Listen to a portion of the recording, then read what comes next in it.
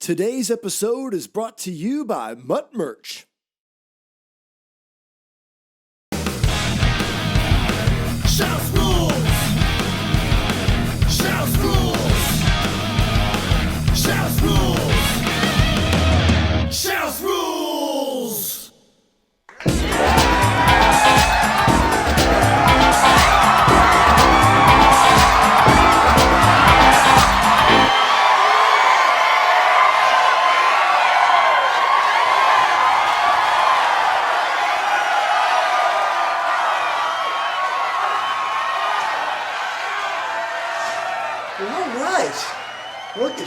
Look at y'all. You look great. You sound great. Thank you for such a warm welcome. Ready to have some fun? Well, hopefully you're in the right place for that. Well, special night already. As you can tell, I'm wearing a different hairdo for the show tonight. You guys are too nice. It's very simple, really. I just decided to go with something other than Sebastian Bach going to court look. There's not even Sebastian with these days, so it's all right. So I don't know if you knew about this, if you're watching at home, but we live here in Nashville, Tennessee. We shoot here, based out of Nashville. Hey, Nashville folks, all right. Well, welcome home, I guess. So I don't know if you heard about this, but our beloved mayor, Mayor Jim Cooper, is in hot water yet again. We got the Cooper family reunion. Wow, yikes. Did you read about this today? So, COVID cases are once again on the rise here in Nashville, and Mayor Cooper has decided to either completely shut down the bars and restaurants or greatly limit the business they can do, and people are not happy with this decision one bit. Not happy one bit. At a press conference earlier today, Mayor Cooper does what politicians tend to do. He passed the blame. Now, I don't know about you, but I'm kind of ready for Mayor Cooper to say mea culpa. Am I right? Mea culpa? Not one person here took Latin in high school? I told you. I said this was risky. Okay, Mayor Cooper sounds like mea culpa, which means my fault in Latin. Right? So, passing the blame, my fault, mea culpa, Mayor Cooper. Wow, I guess dead language equals dead joke. Mea culpa. That's called a callback, folks. Right? We got a great show all the way from Stockholm, Sweden. Dregen is here. That's right, Dregen is here. We got all sorts of fun stuff planned. Stick around, don't go anywhere. No more Latin jokes. I told you. No more Latin jokes. Excellent. So, man, thanks for taking the time to do this. You really are the busiest man in rock and roll, so I appreciate appreciate your time.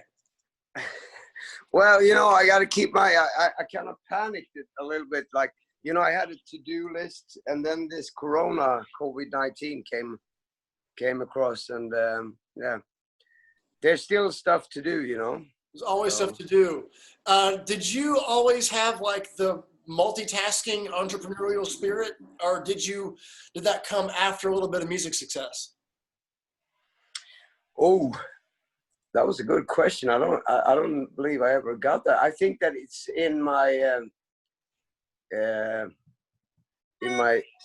illness. I almost said in my combination of letters. No, but I don't think actually that I have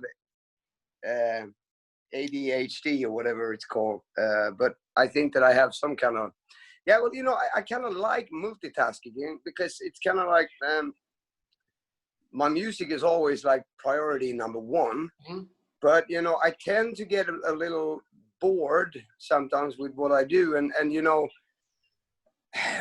for me, music and like art comes really, for me it's kind of like the same thing, because I'm such a big fan of the stuff I listen to, and I'm also even a bigger fan if the actual cover and the logo looks great too. Exactly, so part of it, yeah. Yeah, so I don't buy just music, I it's the whole package kind of thing, and also when doing stuff on the side, to start with, like I think that I've I grow as a musician, playing with other people as well. You know, I've been in Backyard Babies for 30 years. Come on, it's like an old fucking marriage, you know. Right. It's like we live together, but we don't fuck anymore. Exactly. You tolerate each other. But yeah, So you know, so that you know, play. And your What's you have a solo song. Your single's probably going to be out when this airs. But One Man Army's coming out soon, right? Yes, it does. Yeah. Yeah, you guys, like you and Nikke with like 18 projects. It's like it's just amazing the output you guys do. It's like I have trouble writing for like a half of a band, and then you guys have so much that you have to form multiple projects. Yeah, well, I mean, maybe, you know, I met Nikke, like we've been like meeting on and off. We had mutual friends, but you know, we started to hang around 91 or something, and then I mean, we formed the Helicopters 94, and it was almost like meeting a soulmate when it comes to multitasking, like, you know. Yeah. I talked to him. But it seems like with him, I mean, I can't talk for him, but it seems that, you know, in the beginning I was kind of like a bit worried that, you know, oh wow, you know, now all the great ideas is going to go to that project, but you know, for him it just seems that, you know, he and I think it works like that for me too. It's you know, I'm actually getting more ideas of working with more stuff, you know. Right. So, and it's just kind of like you can compartmentalize, like you have good ideas, but certain ideas will go better in a certain thing. Like, yes. Well, this will go good in that one, and this is for that one. So I think it's part of it. I'm kind of involved, like most of my projects are cover stuff. It's somebody else's thing. Well, I was just about to say, I mean, Luca's talking like, I mean, you're the busiest man as well. And I mean, I know inside information because, you know, I know that you played for Lucifer. You played bass there, right? For yeah, for Philip and an American tour. And that notice was like, I don't know, 20 minutes before the tour started. That's what I'm used to it. But all my stuff is like learning other people's stuff, right? Gene, Ace, Kiss songs, obviously, Accept tunes. You know, so the Residents each did put out a EP.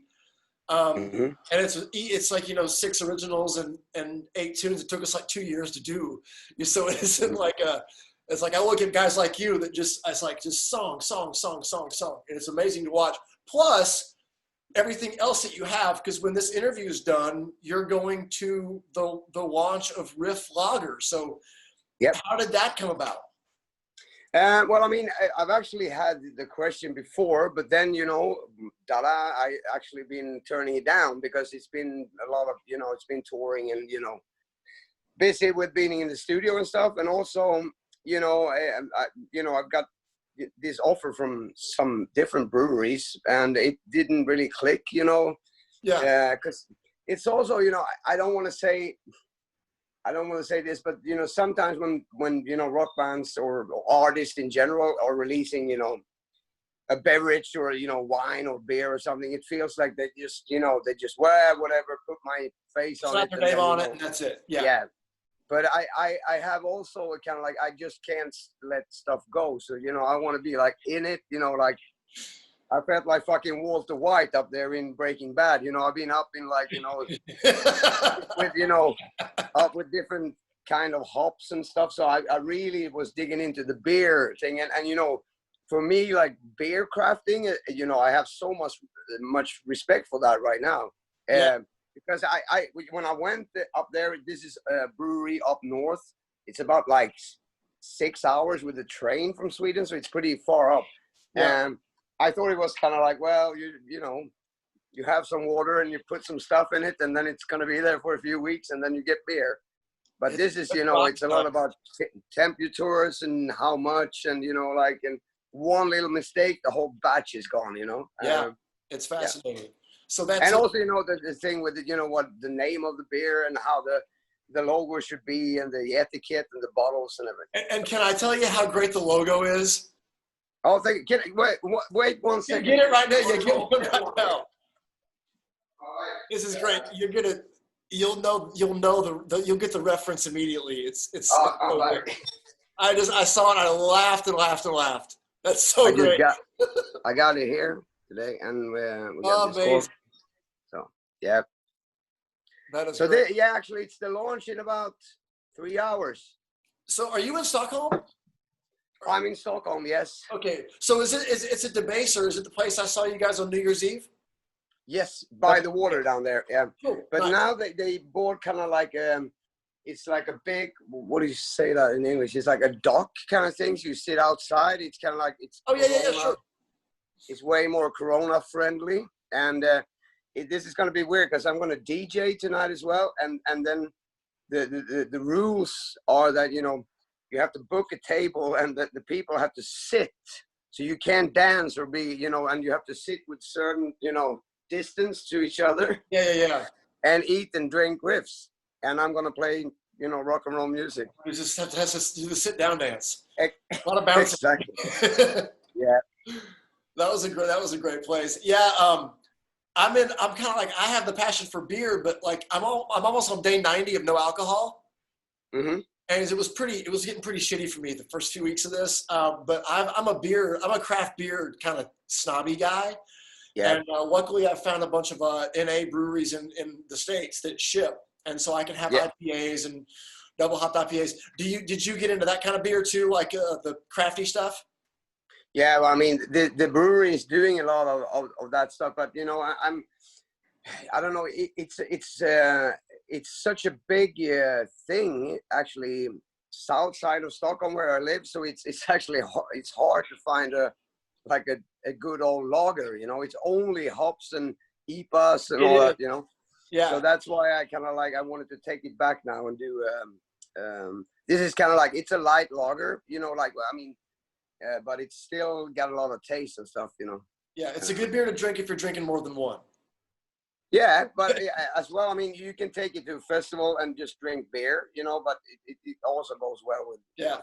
Can you get it in stores in Stockholm, or is it just? No, I mean, fucking hell, like Swedish laws, alcohol laws are way more restricted than our COVID-19 laws. Yeah, I've heard. So it's kind of like, it's hard, you can only get it in Sweden. It's almost impossible. I'm looking into it now, how to export to, the States or Japan or whatever. Sure. There is possibilities, but it's a lot of hassle, because Swedish government is trying to get hold of all this tax money that it's come from this. Yeah. So yeah. Fuck out of it. That's cool. And so I also didn't know about your art. Like before all this was happening, you were having shows at galleries. Mm-hmm. Yeah. So have you always painted, or was that something that you also picked up kind of? Yeah, no. I always been painting, and I was actually, I was when I was going to high school, I was looking for going into art school, but my grades were too bad, so I became a welder instead. Oh, nice. Hey, getting paid is great. I'm all for that. Mm-hmm, yeah. No, but my daddy painted a lot. I would say more drawings than painting. He was almost like a cartoon drawer. So cool. We painted and draw a lot together. And then, I always been painting, but now the last years I've been kind of like picking it up a bit more. And also I've been starting to do, furniture. So I'm actually sitting in my... I was going to ask you because I couldn't understand the translation. I was like, did you find that chair, or are you designing furniture now? It's like, yeah, I designed this whole thing like from scratch. That's amazing. It's called the Punk Throne, and it's kind of like a big. I'm not a huge guy, but I'm not. That's a nice chair. Me and you could actually squeeze in side by side. We can do the interview like this. Yeah. Okay. And you get, it's kind of like it's I don't know what you call this. It's called lapptäcke in Sweden. It's like every little piece is different. Yeah. Fabrics and yeah.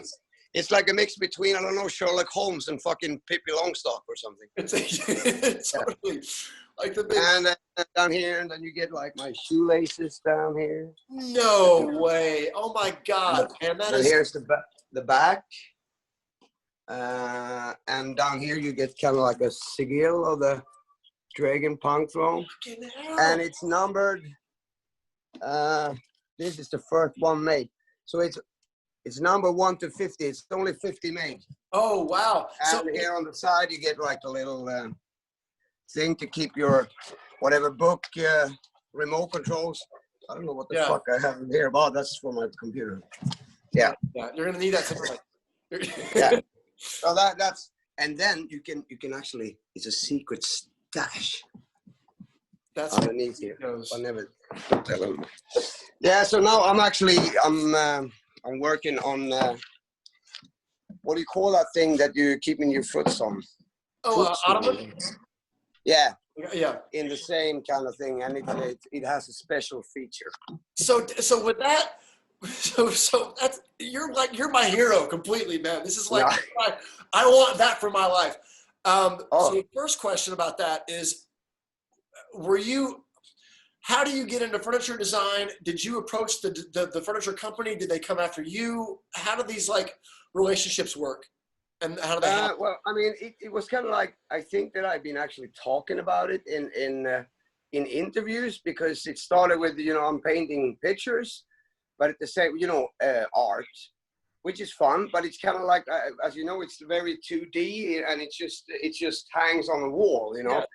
And for me, I think that, furnitures can be just as beautiful as a painting, but it's It's a sculpture.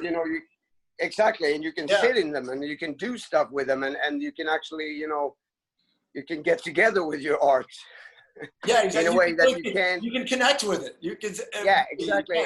And you can't really do that with a piece of art. I mean, a painting is just on the wall. It's kind of it's boring. And then it was one guy. It's a company called Velux. They do only, kind of like custom made stuff here in Sweden, handmade everything. Yeah. And they were just like, are you up for, should we do something? And then we came up with a punk throne as so. And I love the fact that you just say yes to stuff. And I love it. You probably, and the thing is, you probably get asked to do a lot more things that you do say no to, but I so much respect the fact that everything you do, even the chair you're sitting in, has you in it, has your personality and your passion in it. Because I think if you start saying yes to everything, you dilute it, and then people don't like fakes. People can. No, well, it's kind of thank you, but it is kind of like a thin line, I think, because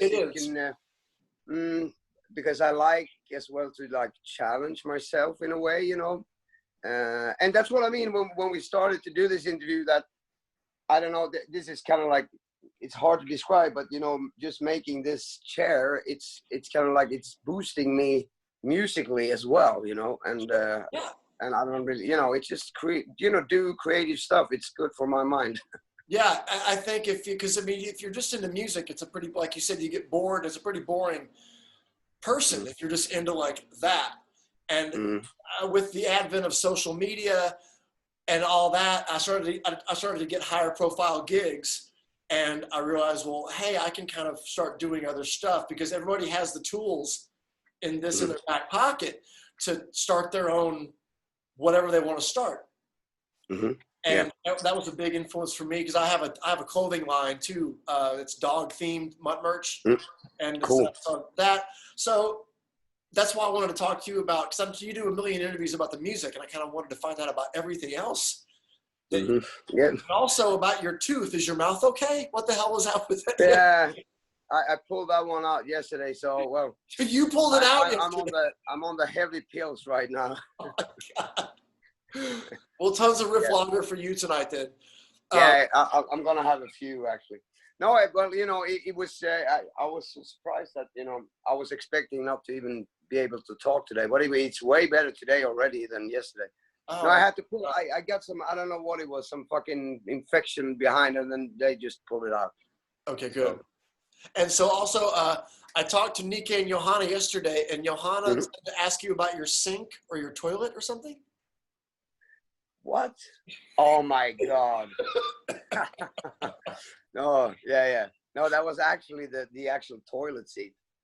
Oh, okay. I mean the whole fucking water closet. Okay. It exploded. But is everything okay now? It's okay now. Yes. Okay, good. And then also Nikkei told me to just keep asking you about it, just to not let it go. So that's for them.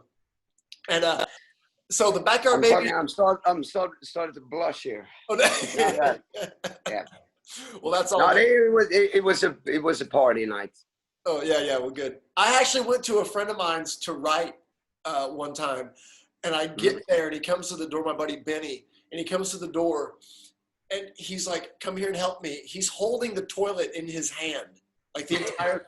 So I walk into the bathroom, and water is spraying like everywhere. So we had to like, and I know nothing about anything like that. I'm the worst handy guy in the world. So we had to like shut his water off and get this fixed before we wrote anything. So yeah, toilet emergencies are really emergencies. Plumbing stuff. And well, you know, as a musician, I was just like the first thing I was this gaffer tape, and it actually wored. Well, I mean, we always have it. It's always on hand. But you know, for the moment, it worked until the handyman came. Yeah, totally. Thank God. And I was going over stuff. So the Backyard Babies just did a live stream. Yes. Are you planning one with your new solo project, with your new single release? I don't know, you know, I can't say, I mean, it's great that these live streams are, but, you know, I don't really want to get used to it because I think it's, you know, it's like, I don't know, kind of like degrees in hell. Of course, it's great that we can do it, but, you know, I'd rather just, you know, get on tour and do this for real, you know, because, I mean, if we're going to continue like this, I'd rather be, you know, I'm going to stand by and just start working in the grocery store or something, you know. No, I don't know, you know, it was fun. We did kind of the same thing, but without any picture with the helicopters. We did for Swedish radio. Yeah. We did, they had like a Sweden Rock Festival special. Sweden Rock Festival. I think you played it here, right? I was going to this year. Yeah. Yeah. Oh, yeah. But it's kind of like a big festival here in Sweden, and the biggest. Yeah. And of course it got shut down. But then the Swedish radio, National Radio, did like a day of Sweden Rock. So they had like the whole schedule that was that day. They played music from all these bands that were supposed to play, and exactly the same time as they were going on stage. So the helicopters went on.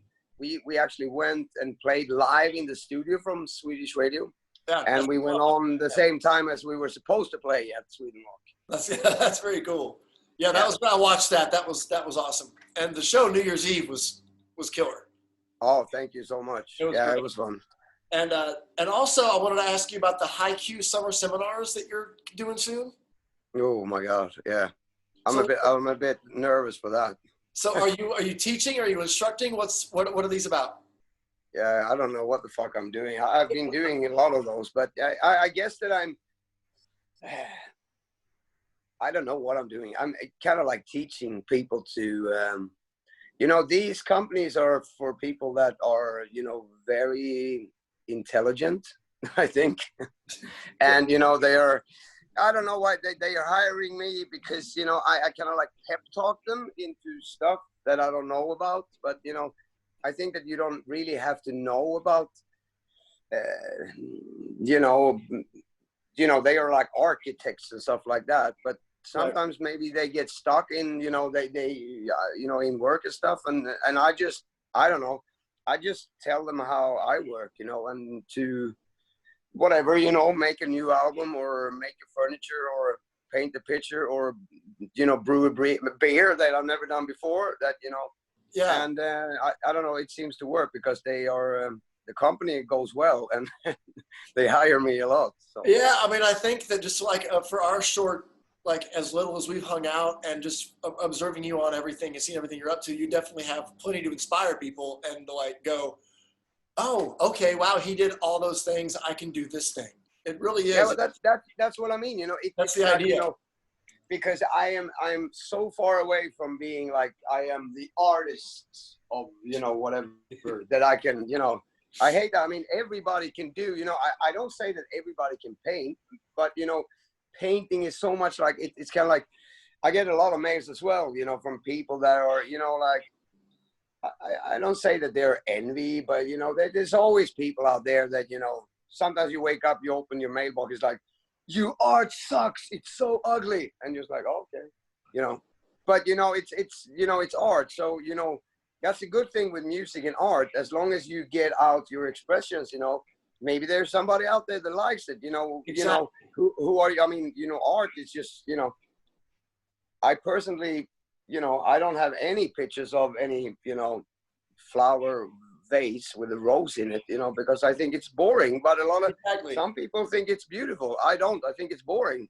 And, yeah, you know, I don't get half the pieces hanging in modern art galleries, and but of no. course I don't, and I'm not the one to make a negative comment about it either. It's like, well, I don't get it, but Yeah, but isn't that the beauty with music and art, that it is like diversity, and you know, it's something for everyone, you know. yeah, And everything's also, you know, I kind of like, sometimes I don't understand, but you know, I like art that it is a bit like, you know, it should be on the edge. Like you should be like, fuck, this is ugly, or you know. And then I think that the painter has succeeded, because that's, you know, you should get, you know, it's better to get a reaction, yes. even if it's bad, than don't get a fucking reaction at all. You know, that's a bad painting. You know? Yeah, anything mediocre just gets you like a whatever. I can take it or leave it. If you shock, if you make people uncomfortable, some sort of uncomfortable, just make them think. That's the goal with everything. Even if it makes them smile or like, you know, give one of those. That's the important thing. Yeah. Yeah, I just like how all your stuff has you in it. Did you ever get involved with the Backyard Babies like art design for the album covers? It seems like every single one of them. Yeah. So yeah. It's actually me and Michael Erickson. We've been working together. You know, I have, you know, on the other hand, it's kind of like a paradox, because I am working a lot with the art and stuff, but I am worthless compared to like Nicky, for example, in the helicopter. I mean, because he's very hands-on. He has, you know, he has the ideas, and then he's got, you know, whatever, Photoshop, and he's good at that. You know, I'm more of an old school, you know. I'm right, you know, I and the same with, you know, I still make my demos on my iPhone, you know, and then, you know, sitting and like doing like drum beats with my, and you know, so I always go to a guy or a girl to work with, you know, but I have like kind of like a little team with people that I work with. Yeah. So like this guy Michael, I have another guy called Björn, which is kind of like I can just make him a doodle, like a quick little doodle, and you know, send it off to him, and he comes back exactly as I wanted, because we've been working for so long that he knows what I like and how I'm, you know, thinking. So yeah, that's one thing. I've finally gotten into home recording during this. Yep. And so Nicky has told me now that, you know, so my first step is to get into the darkness of the garage band. Yeah. And you know what? I need to talk to someone, because I'm fucking scared. You know, you know, like yeah, I know. He says he's super simple, and for me, it feels like I'm about to climb fucking Mount Everest or something. Man, it's painless. It's like when you get in there and start working, it is really, really easy. I mean, you can even do GarageBand on your phone. They have an app for it. It's great. You know, that's what you know, it's on my to-do list this summer. Yeah. Because I got a lot of riffs in my head and stuff that needs to be on tape. And I'm the worst about not putting things together, because I'll be sitting with a guitar and I'll go, that's kind of cool, and I'll record this like 8-second clip and then leave it alone. So I've got like all these 8 to 10-second riffs, you know, just like random things. I'm like, well, I could write like commercial jingles, I guess. It's only 30 seconds. Well, I mean, I'm pretty close as well, you know. A lot of times it's really rare that I sit down with a guitar and, you know, come out with like a full song with everything from start to finish and write it at once. You know, I kind of like take little snips there. Oh, that's where, okay, I changed, you know, whatever, you know, changing tones or chords and be about the same riff. And then suddenly it's like, oh, that works together. Yeah, I've got on my to-do list, I've got like sort through guitar parts that I keep on moving from day to day. It just never gets done, because I've got so many and they're all over the place. Like on my phone, I've got all kinds of folders on my computer, and it's like I have to start like searching for all that stuff. It's just something that I'm like, great. But it's funny because we're both huge Monster Kiss fans. Oh yeah. And the first, I can't really think of a musician earlier than Gene Simmons that did kind of what like you do, what I do, where it was music and then it was, hey, I can have this and this and this. Was he an influence for you for that in that aspect? Yeah, well, I mean, you know, for me, I think that actually since I was a kid, Gene Simmons was kind of like, well, I love them all, but I think that anyway, it was one of the least favorite. Like I was such an Ace Frehley fan, and Paul Stanley, but of course, you know, I mean, it's even with this, like I'm sitting in the punk throne here, and I can promise you that without like folding up the gatefold of Alive 2 when I was, you know, 6, 7, 8, and just like fucking hell, and see that with a stage set and everything. Without that, you know, I wouldn't be sitting in my own, you know, chair here, because it all, you know, that thing with, you know, making, you know, it was just like, yeah, they were masters of it. But then of course I think that Gene, you know, influenced, you know, me into like, you know, merch, whatever. But I think also the industry is kind of like, it has to go in that direction, I think, anyway, in some, you know, because, you know, you can't just stop with, in the 70s, of course, you can buy the tour brochure or whatever it was, you know. Yeah. I want to take those back. And you know, you remember when you were buying these? Oh, yeah. Oh, absolutely. Where are those today? Those are great. We got to take them back. The tour books are great. Yeah, but you know, tour books, and you know, and then you had like a T-shirt and maybe like a little badge or button. That was it. So I think that, you know, even without Gene Simmons, it would have grown that, you know, hey, we can do this as well. And then, you know, yeah, but you know, it wouldn't have gone so far. Yeah. They were just. I mean, Gene Simmons is ahead of that stuff. Yeah, but Gene Simmons is still, and well, I mean, Gene Simmons and Kiss is still the kings. I mean, I was in Las Vegas to play 2 shows just before this COVID-19 thing in like February. Yeah. And I went to the mini golf, Kiss mini golf course, and then, of course, I went to the souvenir shop, and you know, I bought 2 packages of air guitar strings for $4.99, and I was just like so fucking happy. And then I just realized, you know, I just threw $10 away. It's nothing in them. But you know, Kiss are the only band that do like, yes, I got those air for $10. So funny story about those. Our first rehearsal with Gene in 2017, I was in Nashville when he comes in, and immediately he was awesome.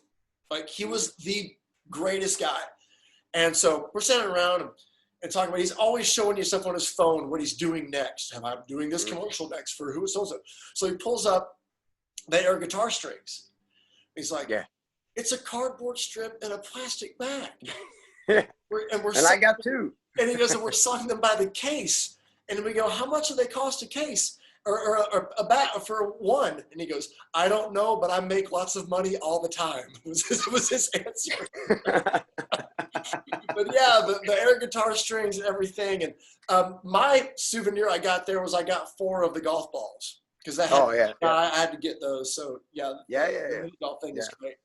But also with Gene Simmons, I got to tell you, you know, like all the time. Well, all the times it sounds like I'm hanging with Kiss all the time. But you know, we've been touring with Kiss, and you know, of course, met them, and we've been meeting on and off. You know, like different places, festivals and stuff. Gene Simmons is the only guy ever since day one we met.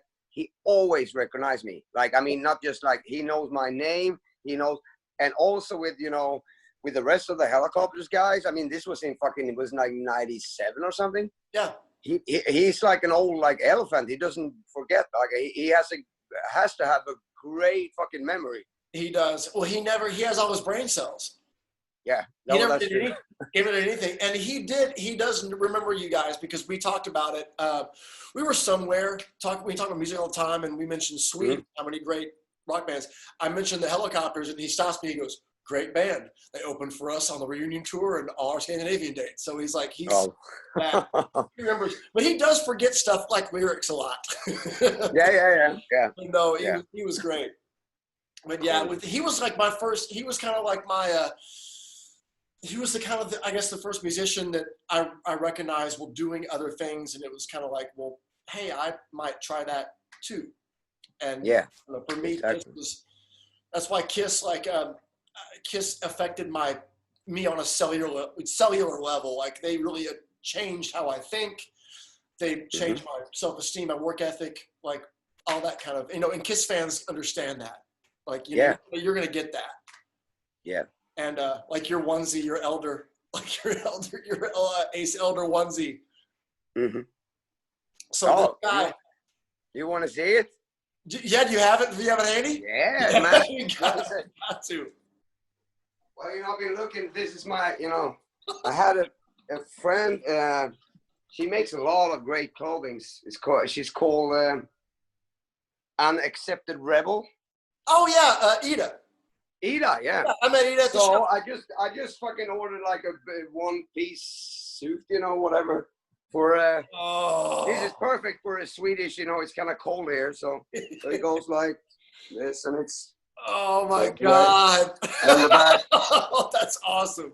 So this is what I'm buying my fucking groceries in from October until March. That is fantastic. Hey, do you know about, I'm wearing the shirt from my buddy. Do you know about Click Tea?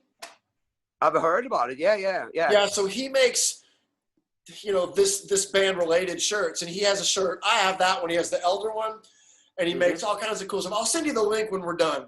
Oh yeah, great. You got to go check out some stuff. Is that the guy that Nicky was talking about? Because he's just doing like like the Gene Simmons that he had like 74. It's really like it's only Kiss nerds that know like the skull, the Ace wings, exactly from the movie, all that stuff. So same. And the mothers, whatever it's called, like the T-shirt that Ace has from like 74. And that was the club in Nashville. Where I live. Yeah, that was the club in Nashville. It's the building's still there, but of course it's not a club anymore. It's something else, but it's still around. Well, man, I know you got to go to the beer launch. Yep. Thank you for doing this. I really appreciate it. Well, thank you so much.